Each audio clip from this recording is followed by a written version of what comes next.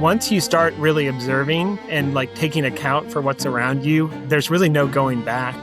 Be careful. You might turn yourself into a botanist when you start looking at wildflowers. Plants are the source of nearly all of our calories, right? If we shifted and we had a different ethical framework, we could probably restore vast amounts of California or other parts of the Western US to what it was before. It would just take a lot of effort. It would take a lot of people. Just give me 30 seconds of your time. First off, a huge thank you for listening, because you tuning into the show week after week means the world to me. And it's proof that this dream that started way back when I was just a boy in Possum Hall is bigger than I ever could have imagined. And secondly, we're just getting started. So if you enjoy what we do here, please join the 20% of listeners that listen to this show regularly and follow us on this app. So here's the promise I'm going to make to you. I'm going to do everything I can to make this show as good as it possibly can, even better, now and into the future. I'm going to deliver the guests that you want to listen to. I'm going to continue telling stories and compilations about hunting, fishing, rivers, mountains, and all of the other things that you enjoy about this show. Listen, from the bottom of my heart, I thank you for listening to this show, because without you, none of the things that we're doing at Walker School of the Wild would be possible. Thank you.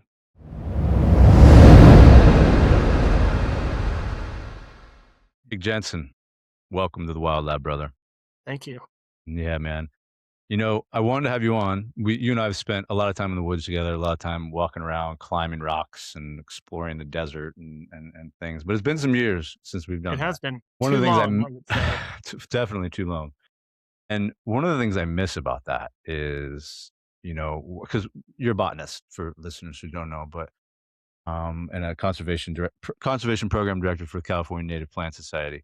And one of the things I really miss about walking around with you and your wife Sandy, and as botanists and as humans in the woods, is like, me. I'm like we gotta get to the rock, we gotta get to the crag, we gotta get to this thing, or whatever. And like, oftentimes there's you or Sandy, like, 10, 15 feet behind me. I'm like, oh, look at this so and so, look at this such and such, and just paying really close attention to the plants that are in our ecosystem and moving slowly and moving attuned to things that so many people don't pay attention to, right?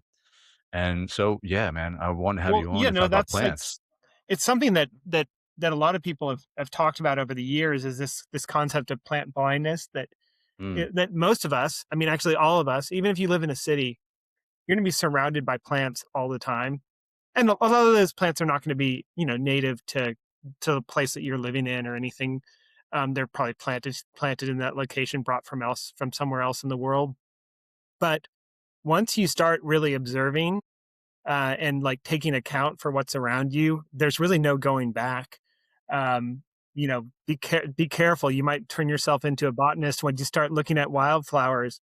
But yeah, and it's just like it is, to me. It has been well. I mean, it is who I am in many ways. Is just someone who is constantly going to be looking at the flora that's around me and trying to figure out what those plants are, looking at those plants as they're connected to other organisms, other animals, and the insects that use them, mhm, why they're growing in a certain location. I think I think it's a very natural human thing to be interested in plants, because those plants, for most of our existence, were, you had to know what was appropriate to eat, or mhm. you might starve. And Yeah, so totally. I think we all are at our hearts botanists. We are all at our hearts botanists. I love that, man. Yeah, I mean, I think E.O. Wilson would agree with you, biophilia, right? I think that's, um, I'm curious. I'm in Ohio currently, and on the farm where I grew up, we were talking about that before I jumped on, and this idea of plant blindness. I never actually heard that term until you just said it, but it makes total sense to me. Because I've been doing like restoration work here, clearing Hmm. barberry and honeysuckle and multiflora rose out of this land, and replacing it with native plants. And but you're totally right. I had a moment today with my mom, who's, like 78 years old. We were walking in the woods slowly, as would have been a walk that you really enjoyed. And, and when she was going through cancer a few years ago, I foraged a ton of turkey tail for her to Okay. to Yeah. put them to tea and do things. And it was interesting to me, like, there was on this one tree, there was turkey tail, and then there was, like, this false turkey tail. I think it's just called false turkey tail or something, right? And they look very, very similar on the top of them. But the bottom, like, the turkey tail is a polypore. I know these aren't plants, it's fungus, it's a little bit different, but we're in the same ballpark. On the bottom, the turkey tail is a polypore, and then the false one, it's smooth, it just feels papery. And when I pulled the 2 aside because she knows the plant, or she knows turkey tail, and I pulled the 2 aside and I was like, what I asked her, like, "What differences do you notice?" It was really amazing to me, dude, that, like, it was hard for her to notice the differences, right? Between even holding them in her hands, right? And so I think, like, then it speaks to, I think, what you're talking about, like, when we look out into, um, the forest or whatever, and a lot of time, I spend a lot of time in Eastern Sierra, and we have pinyon pines, we have, Douglas firs, we have, lodge poles, we have, ponderosa pines, and brother, it took me longer than I would like to admit to tell the difference between, like, especially all of those different types of pine trees, and it was blindness, like you said. Yeah. And, and it's, some of it is just, is intuition. It's gestalt Mm, where I think that we're not really, it's just, I guess like that idea, the skills that you need to identify plants or any like, or fungus or anything like that properly, they're really not the same skills that we spend most of our days using, like, sitting in mm, front of a computer and, reading the news, whatever people are doing with their time. Um, and I think it's such a, if people can actually take some time to go out and into nature and be less, I don't know, less in search of like just the beautiful landscape, which is, there's nothing wrong with that. There's nothing wrong with going hiking and finding the vistas. But on your way there, if you can actually stop and you can look at, spend some time looking at a couple of square feet and, look how many plants are growing in that location. Are you looking at one species and a lot of it? Are you looking at a diversity of species? mhm, Is there anything using those plants? Can you see pollinators flying around and visiting the flowers? Are mm, things eating those plants? Like, so a single square foot of ground, like in a meadow in the Sierra Nevada or wherever you're hiking, can provide multitudes of observations and a depth of understanding, a depth of connection that is kind of mind blowing. I mm, remember one time I was up in Olympic National Park backpacking and spending just like a crazy amount of time, just for me at least. I did this for myself. I sat and I looked at like just one log growing that was mhm, like, like next to the trail, right? yeah, Which, of course, if you know the Pacific Northwest rainforest, it's like it's super rich with mhm, mosses and fungi and all these and lichens. Just spending a time slowing down and taking some time to observe a small area, I think can do a lot to actually connecting you to a place. mhm, Um, and of course, yeah, you can also still put on the miles on the trail and get to the beautiful lake or whatever. But spend a little time and actually, and try to observe those species. And you don't even have to identify them necessarily.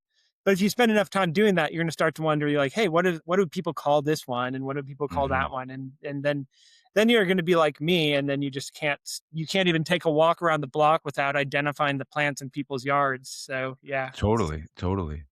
And before we jumped on, I promised I wouldn't talk about bears, but however, but it brings me to a story of my own, which is that part of the reason that I've gotten so interested in plants is because I'm into hunting bears, and I'm interested in all of the things that they eat. yep, And so then, like, learning about the things that they eat, teaches me about like the the other plants that are in those ecosystems and the way they relate to those plants that bears eat. So it's interesting. But I'm curious about you though. Like, do you remember the first plant that made you stop and made you curious enough to like really look twice and look in depth? You remember? Not well, so it was too early on because, like, Yeah. because my kind of my I guess I might as well, we have time here. I can tell my origin story. Yeah, man. I I really like, my parents worked. My grandmother lived around the street. I grew up in the Bay Area of California on the peninsula. Hmm. My grandmother just lived around the corner, and she was a serious gardener and a really good one. And she would grow a whole backyard full of vegetables and all kinds of flowers and things. And she had my sister and I out in the garden from basically it's what she was doing. And, it was, she wasn't going to sit me in front of the TV. There were no iPads, any of that kind of thing. And so, um, I grew up with my hands dirty, pulling weeds in the garden. And, like a lot of the plants that she were growing weren't like, the native plants that I grow now. But, like the dahlias and begonias, these kind of classic, grandma's garden type plants. So that was like, like I probably had some connections with those plants early on. But when I first started, I was going to community college and I started taking some classes with, actually horticulture classes, with an instructor who was really interested in native plants. And it was actually up in the Sierra foothills when my folks were living up there. And I was, a young kid living at home, like most of us. A lot of people do these days because of, for Yeah, economic reasons, for practical sure. reasons. And we started, so part of the work I was doing at Sierra College, the studies that I was doing at Sierra College, was actually going out and observing some of the native plants that we were growing in the nursery there Hmm. in the American River Canyon. And so I remember having, so this is going back maybe like now, oh boy, 25, almost 30 years. You're dating Uh, yourself now, brother. it's a long time. Um, Connecting with plants like our snowdrop bush and Mm-hmm. western redbud and some of these Hmm. amazing plants that are, that people do grow in their yards. But seeing those, I remember just being amazed as someone who is mostly a horticulturist, going out and seeing the plants that we were growing in the wild and how beautiful they are in their natural setting, because Hmm. the setting is so important. And it was that transition. So I started out as a gardener, someone who was mainly someone who was growing plants in the, in my yard and in nursery settings. To that was really like my the gateway drug to becoming more of a botanist who was interested in understanding where plants are growing in the wild. And then, of course, that kind of snowballed into all different, career opportunities, doing professional botany work. Hmm. And I guess that is the conduit to where I am today, which is somebody who spends their time doing conservation advocacy, Hmm. which is less in the field and more in the office and more on the side of doing what we can to make sure that all of us have those plants and places to enjoy and to study and to find those sources of wonder for yourself. Because if those places aren't intact, there's nothing to study. There's no place for you to go and hunt. Hmm. There's no place for folks to. There's no intact watersheds for folks to fish in. Hmm. I think that it's this whole. Um, I mean, I know this is something that you deal with on your podcast a lot. Is this concept of public lands Hmm. and how the commons that we all have access to, whether you're someone who is a hunter or a sportsman or fisherman, or someone who just likes going on a hike, or someone who just likes clean drinking water, um, Which is most of us, I think. or Yeah. air to breathe, or even Right. if you don't actually go out and visit these places, I think there's some kind of comfort in knowing that they exist, right? Say you're just a city dweller and nature really isn't your thing. I bet you if you had that person sit down and think a little bit and say, hey, there's a reality, there's an alternate reality, thankfully alternate to where we are today, where there is no place to escape to. There is no place where you can go stretch your legs. There's no place where you can go get a breath of fresh air, or the current reality where you have that option, where you have that option to go out and get lost, to go out into the wild a little bit. I think almost every human being is going to choose that second option, which is fortunately where we are. But then it's not without cost, because sometimes we have to take steps to defend it, right? Yeah, totally, and, thank you for doing that work, by the way, because But that it's not. It's. I mean, is they do. hard is I hard mean, work. my org does pay me, so it's Yes. all. But I do. Thank you. Yeah. Yeah, that you get paid, Yeah. and it is I mean, it's difficult work, I mean, as Yeah. you as I know about you, I mean, I'm sure you would probably prefer to be out in the field doing, getting your hands dirty and, Yeah. um, yeah, with the plants rather than being in front of the computer. I'm sure that's what for most of us. I'm curious though, what and it's obvious to you. It's not obvious to everybody though. Like, why do native plants matter? I mean, it's a Yeah. the 101 question for a California Native Plant Society.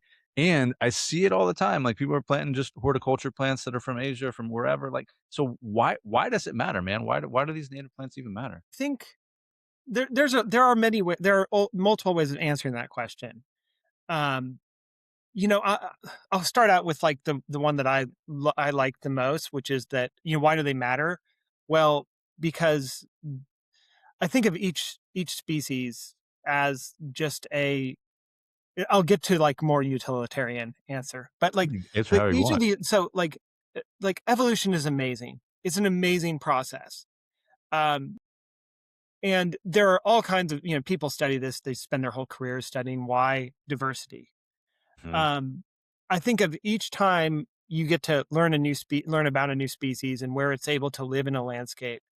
I think of how amazing it is that we get to be here at a time where where the process of evolution has led to this species, or something that we call a species, this lineage being in existence. mhm, And I think that is ultimately incredibly special. That I think each species itself is incredibly special, and that how amazing it is that we have the ability to perceive what these are, that actually the evolutionary process links somehow to the the the visual, the senses that we have, and that we have some way of actually making sense of this amazing process. So that's kind of like there's like an intrinsic value mhm, answer to that. And then of course then the other thing that comes to that is like, who are we to choose which of these wonderful creations of nature get to live mhm, and not live by our own choices. But that's mhm, another thing. But I would say, but okay, so a more utilitarian approach to this is that plants and animals, and I think animals in the most, the from vertebrates all the way down to micro to invertebrates, to the insects that most people may never even see. mhm, Many of them have evolved in place with plants as kind of the anchors of an ecosystem, the things that actually make up the terrestrial ecosystems that we see. I mean, plants are the source of of nearly all of our calories, right? mhm. We as animals, um, it would be a very dark day if we didn't have plants, because we wouldn't have calories to eat. So there's Well, like, so even if you're a carnivore, I mean, you're eating yeah, animals that have eaten plants, 100%, so, yeah. 100%. I mean, we should. I mean, I think we should all wake up every day and thank photosynthesis for existing. Like, I mean, but Yeah. so I think that every individual plant species is part of the fabric which we of biodiversity that we call habitats, which are places where that provide us with the services that we need to live and to have healthy existence. And then also the thing that's cool about that also is the same ecosystem services that we need as humans are the things that other organisms need as well to exist, to thrive. And so, um, I think that the humans, it is our peril if we think that we can just um, wholesale get rid of ecosystems or wholesale get rid of an individual species. Most species, I mean, like most species, if an individual plant species, some rare plant species, were to go extinct, would it cause the extinction of humanity? Would it cause ecosystem collapse? In most cases, no. But it's a slippery slope because if we start Mm. pulling the threads, pulling on the threads of the biodiversity that exists in the world, I think it's a real slippery slope. So, and when you're talking about this, and you're talking about nature for nature's sake, the intrinsic value of nature, right? Which I obviously completely agree with. I'm not so sure entirely everybody a lot of the listeners of this podcast will likely agree to it, but not everybody in politics or in our world necessarily agrees with that for sure. And I'm struck by, you know, the concept of what we think of as beautiful, right? And so wildflowers, obviously beautiful, intact ecosystems are obviously beautiful.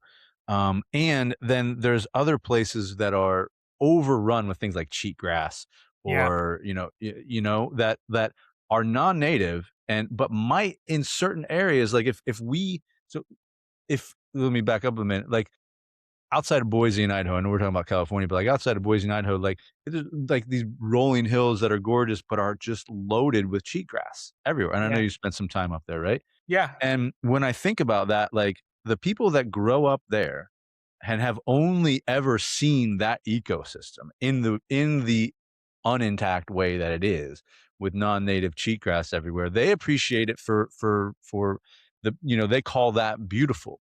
sure. But what I'm hearing from you, and I think I don't know, I think there's value in this, but if that was filled with native grasses and sagebrush, and where grouse could bed, and where grouse could feed, and where deer and elk could feed as well, because not a lot of things are feeding off that cheatgrass. Then I think the definition of what we consider beautiful is expands, right? Expands from just like this aesthetically pleasing, oh, there's a bunch of green grass everywhere or whatever, to like this thing that is more about ecosystems and relationships within the ecosystems. Does that make sense? Does that track what I'm No, it saying? certainly does. It's kind of like, it's almost like equating like you know what kind of ecosystem is supported by a field of corn versus a field of Right. versus an intact prairie or something like that. And another example, like, to riff on what you were saying about like cheatgrass, I grew up in the San Francisco Bay Area, where each spring, you look out into the Hamilton Range, or if you're driving out, driving east, you go through the Diablo Range or those Mm, areas, the coast, basically various subdivisions of the coastal ranges, and you would look out and you would see these green hillsides. And I think most people think that's, you'd be like, oh, cool, the hills are green. mhm, Isn't it beautiful? And objectively, it is. mhm, As are many of the invasive species are objectively beautiful plants. And I'll admit, I'll look at some invasive species and be like, well, you beautiful? I mean, mhm. you're in the wrong place, or then maybe there's too much of you, but you are beautiful in and of yourself. But it does highlight to me that, so thinking about like those hills outside in the Bay Area, um, we actually really don't know what they looked like prior Is to that the right? colonization of those hillsides by those European Hmm, introduced grasses. hmm, It was likely that they were covered in wildflowers. It was likely a patchwork, a kaleidoscope of mhm, color in a good rainfall year, probably similar to what you would see in places like the Carrizo Plain. Maybe not quite mhm, like that, but something like that, where instead of just this cloak of green, you would see patches of color. And there certainly, those kind of heavily invaded landscapes, they provide some habitat. There's still things that are living in there that are able to eat those grasses, but the diversity of pollinators, the Mhm. diversity of other organisms that are able to thrive in those landscapes is probably much less than it would have been. And so w- we've lost a lot of that. There's still a lot Mhm. of it left, fortunately, thankfully. And a lot of these areas represent opportunities for restoration. I mean, I Mhm. will say, like, you're talking about like the cheatgrass landscape of the Great Basin. Oh, I don't know. I It's mean, I know hard, people man. people have worked on that on a small scale. I doubt that we're going to find a like something that just presto changeo gets rid of cheatgrass, and you get Oh, to have the native grass and native perennial and shrub communities back. yeah, it's hard. I But mean, I even on my small plot of land out there in Walker, like, I battle the cheatgrass all the yeah, time, and I've planted so many native grasses and so many native things, and it just keeps coming back. I mean, yeah, it because is it's just like it's a resilient. plant that cheatgrass is such a problem because it's a plant that it grows so quickly. It's like, it germinates, it flowers, it goes to seed, um, and then it becomes a fire hazard so quickly. It's a definite problem. Yeah, yeah, yeah. Well, listen, I'm curious. We're talking about, like, all of the unintact places or and, I didn't also realize that, uh, those coastal ranges, in my mind, I didn't realize we didn't know what they looked like or what they would have looked like prior to Yeah, colonization. On my end, I thought they would have been like oak woodlands or something, there could have been but some of that. There yeah. could have been some areas where certainly where the oaks were cut down and they just didn't grow back. But a lot of it was, and then we do know something about some of it. Some of the earliest accounts that we have are from Spanish explorers, Mhm. and the many of the earlier, I mean, of course, there was some this the process of colonization in California and elsewhere Mhm. is utterly was utterly tragic for the Mhm. for Native American people that were thriving here, and Mhm. still are to a great extent. But For sure. it's been that I don't want to dismiss that in any way, shape, or form. What happened when these early colonizers arrived here, but they were largely folks who are looking at these landscapes from the perspective of use. Like, what can we use this Right. landscape for? And Right. so, a lot of those early Spanish explorers, they had different words for the type of landscape that they were observing. So they would say, they had a different word for landscapes that were dominated by, like, for like wildflowers, we would consider wildflowers, non-grasses, and different words for areas that had low vegetation, or different words for areas that were just dominated by grasses. And so we do know a little bit about it, but it's far from like the kind of the preciseness that we would really need to know even what to restore an area with. Mm. We are we can have thoughts of what should grow there, but generally speaking, we don't really even, in many places, don't even know. The Central Valley is another Mm. place where tragically so much of it was lost. Like more than 95% of the Central Valley was very early on.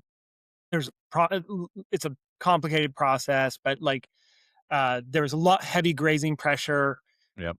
followed by invasion of some of those same invasive grass species, complete displacement of those habitats, and then of course a lot of that area was plowed and converted to agriculture and now to houses. And so a lot of places we have we it's only hypothetical as far as what we even know Mm. what it would have looked like. We have some early accounts.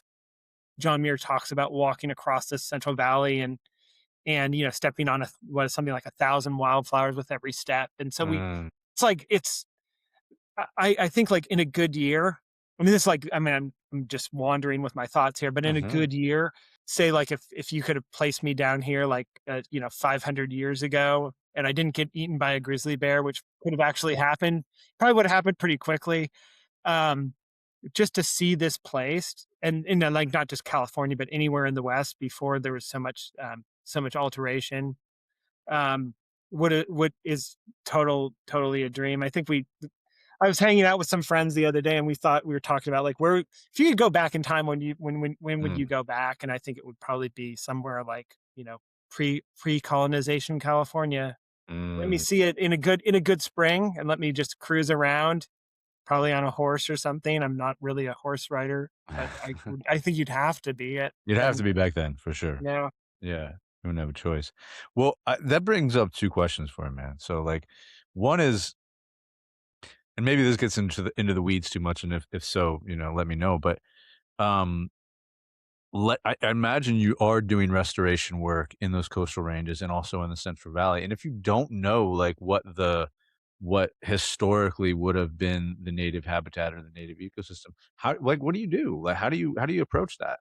So, so I did actually, when I was doing my undergrad, I did study restoration ecology quite a bit, and it's not really the work that I do on a day-to-day basis, but a lot of times what people will do is look for something like they would call like a reference site.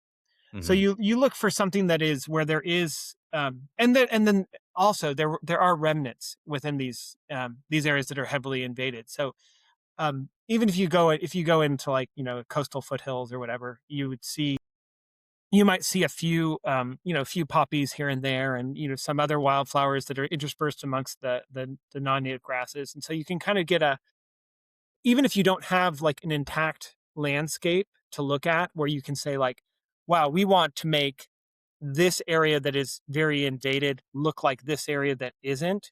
You mhm, can still see like little like some pictures of what should be there.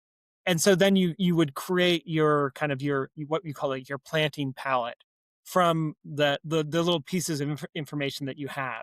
And people have been actually very successful on a small to medium sized scale of actually doing some bits of restoration, mm, that if we I guess like I think about you know what we do in this economy. Like we do amazing things, mhm, like just tremendous amounts of energy put on X, Y, and Z projects. Like if we shifted and we had a different ethical framework, we could probably restore vast amounts of California or other parts of mhm, the Western US, um, to what it was before. It would just mhm. take a lot of effort. It would take a lot of people. It would take, people with, with, strong backs and a willingness to get their hands dirty and, that kind of thing. So, Strong um, backs and deep pockets probably, right? yeah, it would cost a lot of money, right? But we Yeah, spend yeah, money on all kinds of things. for I sure. think I mean, what if we just, I don't know, what if we just definitely riffing here now. Like, what if each kid was, when you graduated from high school, you spent a year doing habitat restoration or working for the Mm, environment? that Some would be sort of great. citizens Yeah, conservation corps. totally, You know, totally. where it was part of your service, to the environment, to your society. I know it's not the way that we necessarily do things in this in the U.S., but I mean, so if you do conservation advocacy, you gotta have optimism, Yeah, because it's yeah, like, you know, absolutely, like absolutely. I get to work with an amazing team of talented people, Mhm, and also with amazing people in other organizations, and, hey, if you were just, like, not thinking about these super cool and optimistic things, you would burn out so quickly. totally. Because you're a lot of losses. You're getting hit with, it seems like Mike Lee's trying to take public lands every other week. He won't So stop. No. it's see, I think the guy who graduated high school, and that was his, like, he probably wrote that in his high school graduation yearbook. "I'm going to take" I think that's what was his goal. Um, well, so we've been talking a lot about, like, and the second question I was gonna ask from that previous conversation is, we're talking about a lot about, invasive species and places that perhaps are not intact, but I would imagine, also get to see a lot of really healthy ecosystems in the state of California.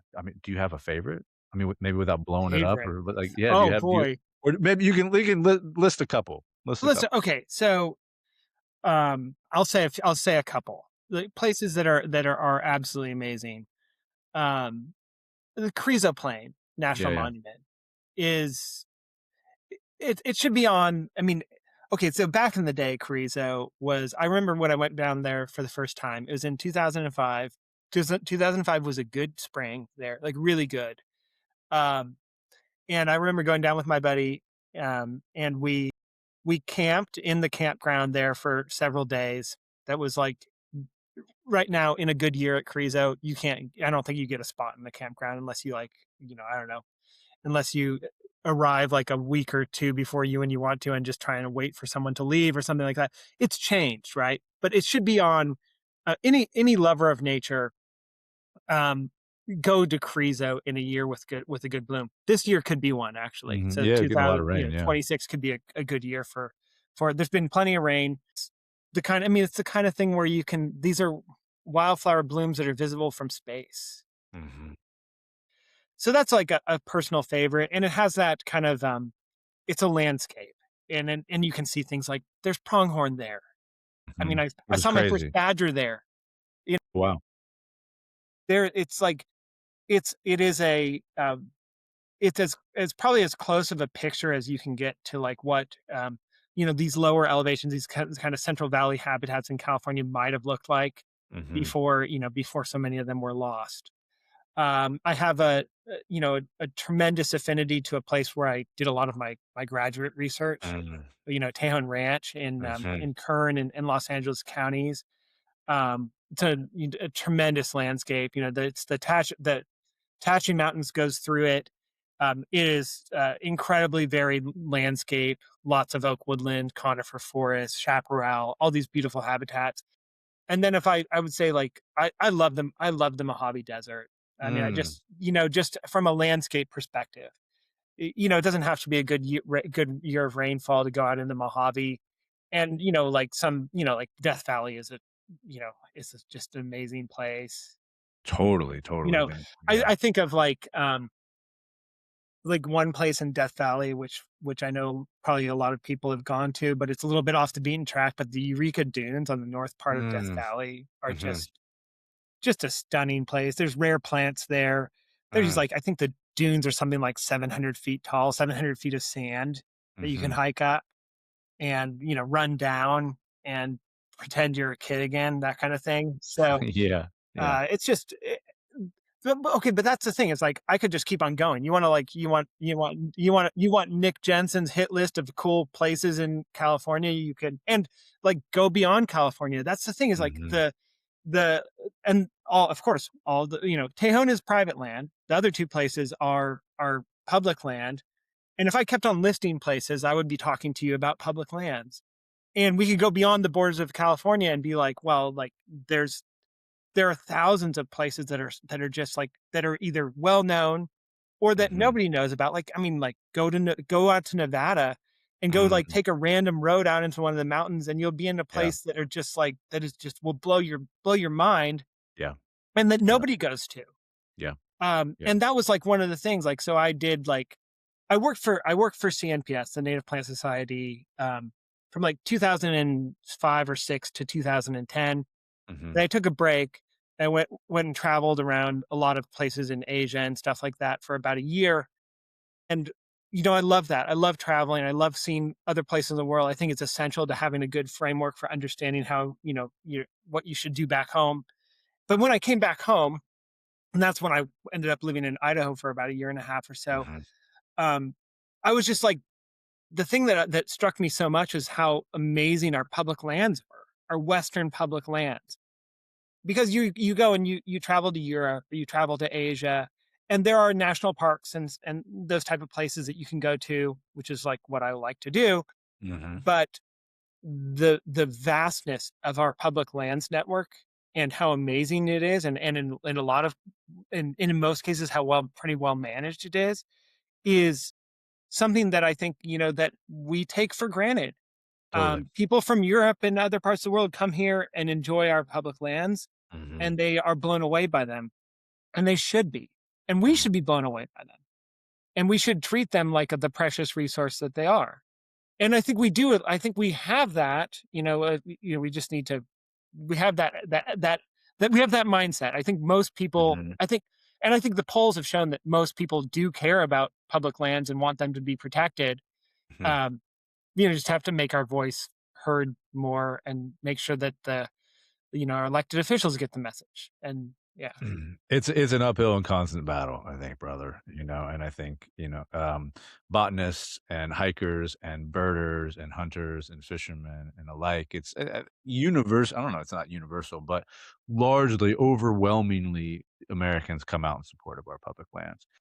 And I I know pretty intimately, working with BHA and some other organizations and, like, the role that hunters and fishermen play in the preservation of public lands, but I'm curious, like, in your work with California Native Plant Society, like, where do you fit in that where do you all fit in that ecosystem of conserving public lands? Well, it's a good question. And so, like, um a lot of I will you probably heard, I mean, we've hung out a lot. You've heard this from me probably, is like, I grew up as a sportsman, in the sense of a hunter and fisherman. I Mhm, got my hunting license when I was pretty young.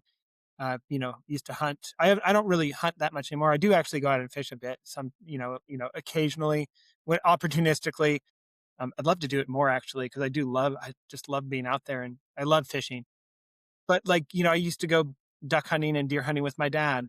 And I bring this up because I think, like, my own family dynamics mirror the way that I feel about public lands conservation. Is that my dad is a pretty conservative guy, and he and I don't agree on a whole lot. If we, and which means that we're a little bit limited on our conversation. But the one thing that we do agree upon is public lands, and that how valuable those areas are. And he approaches it from someone who one of the things that he's valued most in his life, and he's getting older now, but was actually being able to go out to a national wildlife refuge and hunt ducks. And so we agree on public lands. Now, where does CNPS lie on that? We are definitely not an organization that's like hands off in nature type of organization. mm, We're a part of many coalitions, that includes organizations like BHA, and the organizations that are set up to their missions are set up to protect fisheries and those type of mhm, places. And I think that some good examples of where we sit in that conversation is a lot of the recent work that we were a part of, that was done to create new national monuments or expand oh, yeah. existing ones. Yeah, talk about that a little bit. We played I don't want to, no overstatement of our role, but we played a role in those coalitions, which included it included so many different groups Mhm, that when I first started doing conservation work, that I wasn't, it's just like it wasn't, they weren't the top at the top of my mind as organizations that we would work with. mm, And I think that is those some of those campaigns have shown us that the protection of land in the first place and the defense of those same places requires a big tent, and that tent can hold people who maybe don't agree all the time, mhm, but we agree enough to fight for the same things. totally. And so I am like, working on some of those national monument designations was one of the it was some of the most enriching work that I've done in my life, in my professional Mhm, life. Um, it also had incorporated, and many of these campaigns were ultimately led by tribes, by Native American mhm, oh, yeah. tribes. And so I would say that I mean, it's just this, it kind of, it mirrors, I guess, like my own personal life, my family life. Mhm, Um, when you might not get, if you like created some matrix and you had all these groups together, and you would say, like, do you agree on this? Do you agree on that? mhm, We might not agree on everything. Maybe we agree on 60% of the things, or whatever it is. But the proper management and protection of our public lands, I think almost everybody can agree upon that. Those on that principle. And I think that it's been an incredible source of strength. You talked a little bit mm, about Mike Lee and the public land sell off, which was mhm, proposed as part of the One Big Beautiful Bill, mhm, back in the last year. let me tell you, these years have been going by a little bit slowly as if you do conservation advocacy. Um, 2025 was not our easiest year. Mm, Um, but so much of that was the effort to defeat the inclusion of the sell off of something like somewhere between 2 and 3 million acres of public lands as part of that bill was successful, not because people like me with PhDs in botany and who are mhm, like the kind of what people think of classically as conservationists mhm, were yelling on social media or something like that. The defeat of Lee's proposal was successful because it was bipartisan, right, totally. because people who were in many cases reaching out to their Republican representatives in the House and telling them like this is not what we want. And those Mhm, some of those people were sportsmen or just people who don't get politically active over many things, but this struck a nerve. And they were calling their representatives and saying, "Hey, we oppose this." And that's why that got defeated. It was and that's another thing, like, this is like, and you're the listeners to your podcast probably know this, the but developing a relationship with your your elected mm, representatives is super meaningful. mhm, Um, I'm gonna say, like, you'll if you subscribe to mailing lists of organizations, you'll get these, like these petitions and stuff where you mhm, sign on to this petition and that'll get delivered to your elected official. That's not without value. But if mhm, you pick up the phone or you write a personalized email to your elected representative, it means something. yeah, Like if they get 100 phone calls about a particular issue or 1,000 phone calls about a particular issue from people who are their constituents, it matters a lot. yeah, So I think like this is something that I feel like in America, I think a lot of people just feel like they're just, I don't know, they're spinning their wheels a lot of time. They don't know what to do. But like, you know, learn who your elected officials are. And when one of the orgs that you support says, hey, like we need you to take action on this issue, do it. It mhm, actually matters. mhm, Actually, you will have an impact on things that matter to you if you actually take those type of actions, those personal actions, and or go to a public meeting. mhm. If an area that you love is threatened, go to a public meeting and tell your elected official what you think. And they you know it won't always result in a win necessarily. We have tons of losses. That's For what sure. conservation advocacy really is. You just there's a lot of needing to lick your wounds a little bit after you've been beat up. But but if more people got out and actually spoke for the places that they love, Mhm. I think we would have more wins to celebrate. Well, I feel you, and I I don't call my congressman often. It's never too Only late to start. essentially well, the only times that I do is when it's generally a conservation or a public lands issue that I get fired up about, and then, yeah, I'm on the phone often, for however, weeks at a time or however long it takes, especially back when, they were trying to sell off that 2.5 million acres. Yeah, I was on the phone multiple times a day calling my representatives. And yeah, and in a world where I think you spoke to like disempowerment that people feel, and definitely, I think a lot of people feel that. And in a world where it can feel disempowering, man, it's one way of doing one small thing that can feel like you have a little bit of power in such a big void and vast space that is this land that we call America, and it feels good. I can say that because it can stand up for the things that you believe in, to stand up for the things that you think are important and you want to support. You know, Yeah, it feels righteous. yeah. And the thing is, like, I don't have any like way to like, I don't have data to support this, but I do. Hmm. We do a fair amount of work, in this type of advocacy, and have a lot of partners who do this, who do the same.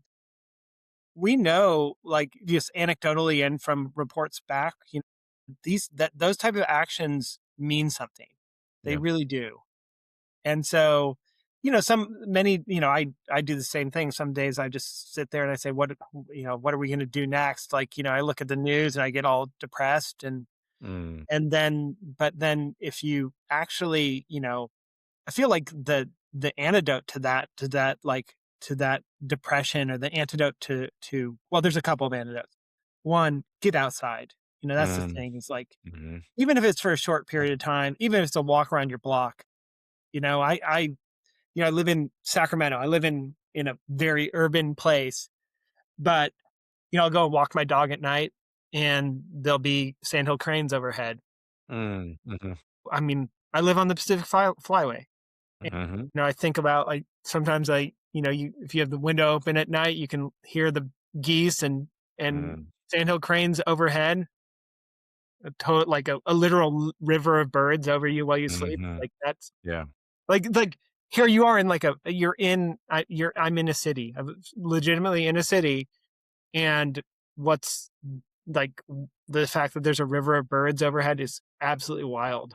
Yeah, I miss I don't miss a lot of things about living. I never really lived in the central. Well, I did for a minute, but that's one thing that I miss about living on the Pacific Fly. It's just that cacophony of birds at times, like you said, a river of birds, river of geese over top of you at times. It's really beautiful and connects me to a place, whether I'm sitting in the middle of a city, and to have that happen, I think it can be a really powerful. Yeah, and I like Sure. where I sit. Like, I usually, like, work a lot of the time from home, and I sit at the kitchen table. And I have a view of we have a really nice native. Well, I think it's a nice native plant garden. Hmm. It's definitely maturing, and we have lots of diversity here, and like, you have a little fountain, and like, I'll just sit there, and like, when I'm sitting on the kind of interminable Zoom calls, which is part of my world, Yeah. um, I'll like look out, and like, there'll be a goldfinch bathing in the fountain, or a hummingbird taking nectar from the manzanita flowers. And I think that's a really common thing, and actually kind of common. It's kind of happened while we've been on this call. That is Mhm. like I've like there's been hummingbirds, drinking nectar from the Mm, manzanita right outside the window just mm, now. cool. And so I think that Yeah. and that's like one thing I like to think about, is like, there's our experience on a day to day basis, as far as we are connected to this earth, um, can change, right? You don't have to always. I mean, I know, like, if you're fortunate to live in a semi wild place, right? You're living there, so it's not truly wild, I guess. Or whatever, or however you want to define wild. Right, I right, don't right. want to go there necessarily, but it's just like, The because that's a yeah, whole, like, area of academic and for sure. emotional study that's for another day. But And also I will add, to interrupt you briefly, but also the point of this podcast too. So yeah, I get it. And cool. it's But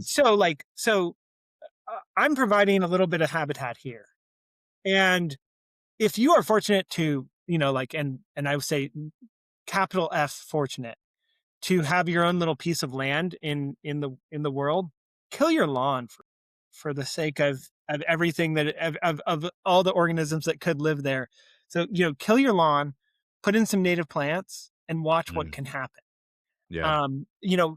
The landscape we have, like, what do we have? Like, we have an eighth of an acre in Sacramento. It was dead and dying lawn before we started planting native plants. You wouldn't see a native bee. There were no lizards. There were no frogs. The diversity of birds was much lower. And on a day to day basis, we have all those things hanging out in our yard. Is it nature? It's not nature. No, it's not like, it's not the same as going up in the Sierra Nevada Right. and taking a hike and getting lost. But it's something better than a lot of what is around me, right? And I think about, like, if everybody, even if you live in an apartment, plant some plants that support hummingbirds on your balcony, and the hummingbirds will probably find you, and Mhm, you'll be providing nectar to a hummingbird, and mhm, if everybody did that, the kind of your garden, the place around your property, can be a little bit of a middle space, right? yeah. that, and I think that one of the things that we all should be trying to do is kind of blend ourselves into an existence Mm, where, um, hopefully, your experience in nature isn't the hike you take on the weekend. mhm.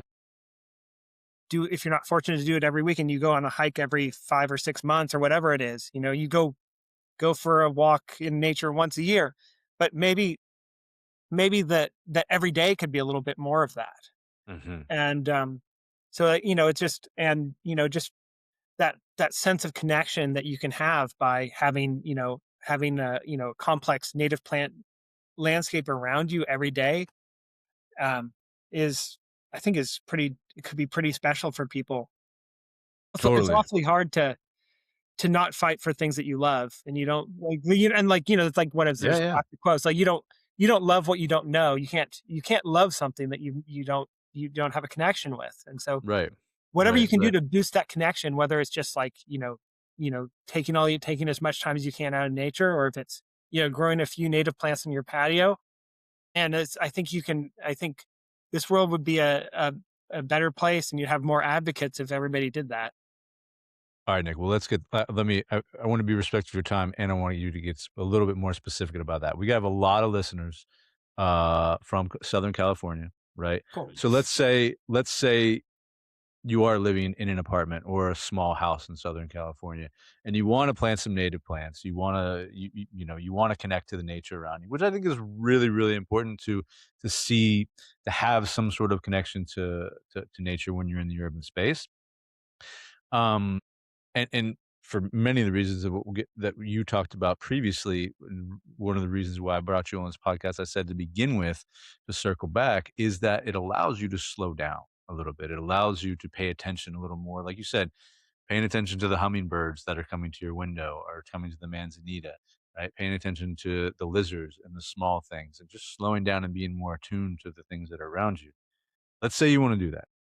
And you're like, "Yeah, but Nick, I don't have a lot of space, man. Like, I don't I don't have a space. I can't really do it. Like, where do I start? Can you give us a couple of species perhaps that would be friendly to plant on our balcony in Yeah. So LA?" one thing that, there are resources available that can help you learn, first of all. And like, my org has a website called Calscape, so it's pretty easy to find. Yep. It's It's not, great. I've used it. so Calscape can be a useful thing where you can type in your address, and it'll tell you like the native plants that live in your location there, and that might be available from nurseries. Definitely if you live in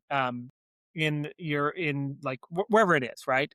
You're going to be covered by a chapter of the Native Plant Society. Join CNPS and go to a, or, I mean, yes, okay, I'll never tell you not to join. You definitely should join CNPS and become a dues paying member, because Mhm. I think I'll get fired if I don't say that. But like, go to a plant sale, go to a Native Plant Society Mm. plant sale. Yeah. Almost every chapter that I know of has one in the fall, and often in the spring too. There are native plant nurseries that you can go to that are open 300, well, not 365 days a year, but most days of the year, that you can go to and say like, "Hey, like, I have a, have, 5 by 5 patio. What can I plant?" Mhm. So, Theodore Payne Foundation in SoCal is amazing, but that, Mm. like, but that, there are botanic gardens like California Botanic Garden, Santa Mhm. Barbara Botanic Garden. All these places are great resources for you to either get inspiration, or to buy plants, or to connect with, and learn from. And so, and I think that there is probably a space for almost every person to do a little bit a little bit of connection with a plant that they love.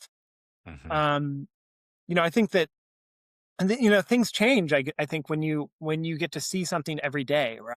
Mm. Uh, you're on your out. You're on your way out to work every day, and you can say goodbye to your family, and then you get to say goodbye to the white sage in a pot on your porch. Mhm. Give it a little bit of, give it a squeeze, and get the smell of the sage on your hand that you Mm. can bring with you.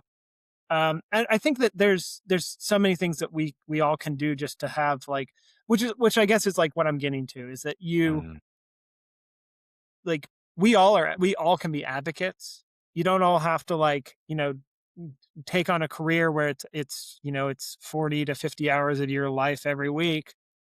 You can do a little part and that little part means something. mm, Even if it's just growing a couple of native plants and occasionally calling your representative and telling them what you want them to do and also thanking them when they do the right thing. That's other thing. It's like don't always I mean that's another thing. Don't always just be an advocate when you're upset about something. Like if your representative does the right thing, you see him signed on to a bill that you also support, give him a call and say thanks. They appreciate that. yeah, that's good advice. Hey, brother, I have one last question for you, and I think you've talked around and I'm asking this because I think you've talked around it, like, the whole entire time, but I haven't asked it directly, which is when we take the opportunity to slow down and pay attention to the plants, when we develop relationships perhaps with native plants, and maybe you can speak about you can answer this question from a personal perspective, or you can answer it from a more general perspective. But what can it teach us? What can it teach us about ecosystems, about life, about being human, about what can it teach us? Well, I think it teaches us it's not about us.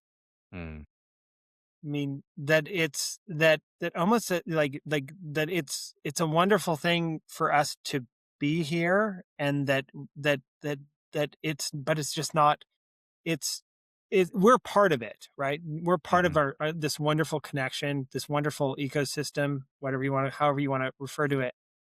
But these things that we get a chance to observe are there for themselves, there for their function in the ecosystem, but that ultimately it's not about us.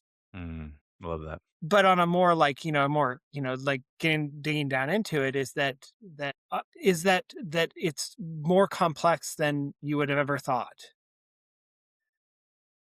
Like I have learned things from just stopping, slowing down and observing, an individual plant that I would have never thought, you know, thought existed.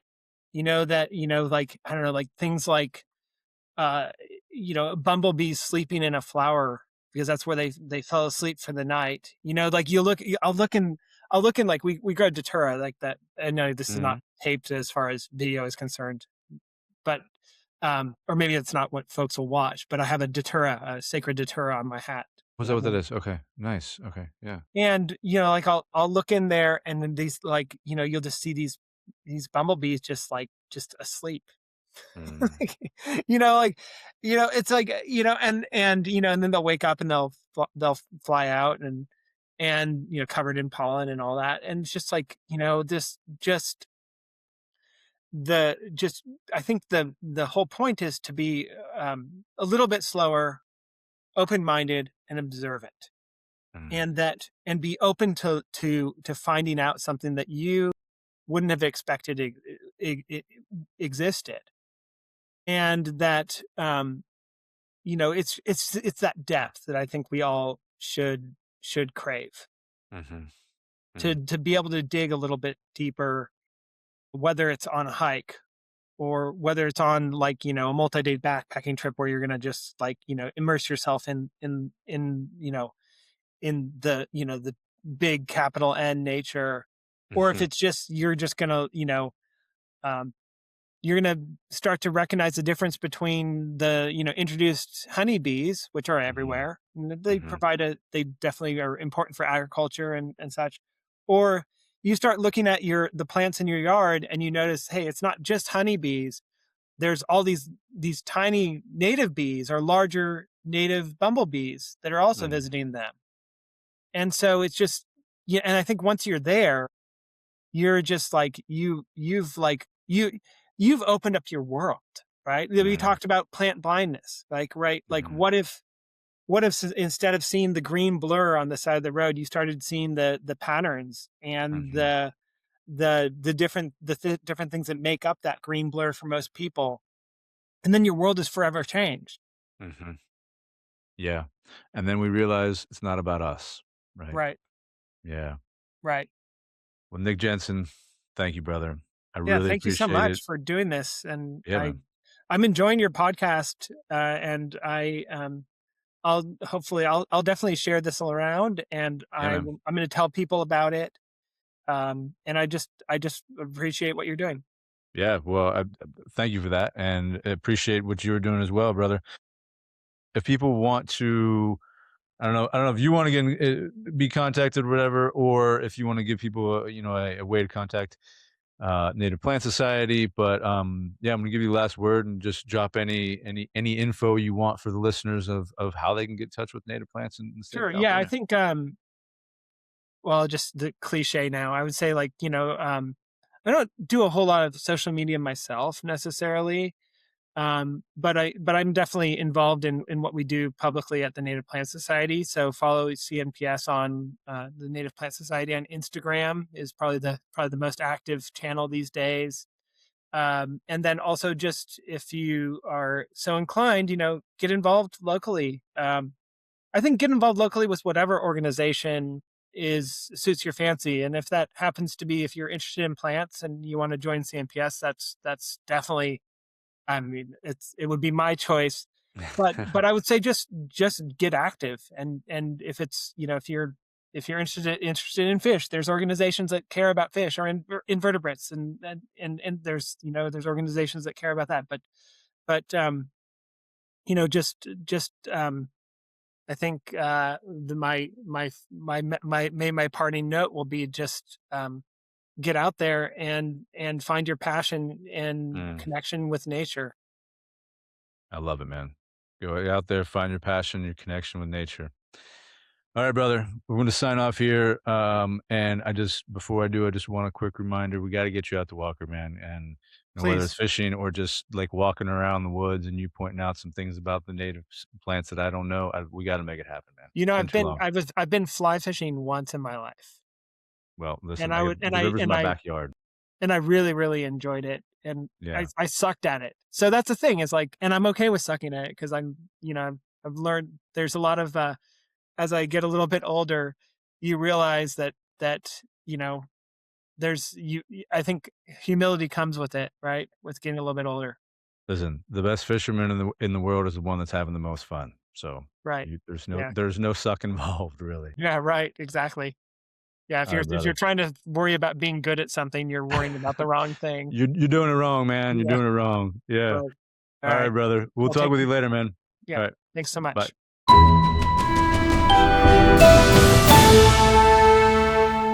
If you felt yourself somewhere in this conversation today and want to get out into the wild, come join us. We got a lot of new things coming up in the new year. We have Primal Hunts October 1st and 4th and November 5th through the 8th. These are opportunities for you to deepen your work as a man, as a hunter, as a human, as an outdoorsman. They're group hunts for black bear in the Eastern Sierra of California, and we hunt deep into the wild. And you're going to be pushed to your limits. These are opportunities to learn not only how to hunt bear, how to track bear, but also how to woo the things that you want in your own life, where you're going to be surrounded by a group of brothers that will hold you in intention with the work that we will be doing over the course of those weekends. And I can promise you this: you will not come away from those weekends, from our primal hunts, unchanged. If you want more information about any of those, you can hit us up online at Step Into Your Wild or at any of the socials, right? We're also running our Backcountry Fly Fishing Academy July 9th through the 12th. This is where folks learn how to read a river, they learn how to cast a fly line, and you have an opportunity to catch a native Lahontan cutthroat trout in one of the most spectacular places on earth, and certainly in California. These are super fun trips for both men and women alike. So again, hit us up online, any of our socials, Step Into Your Wild.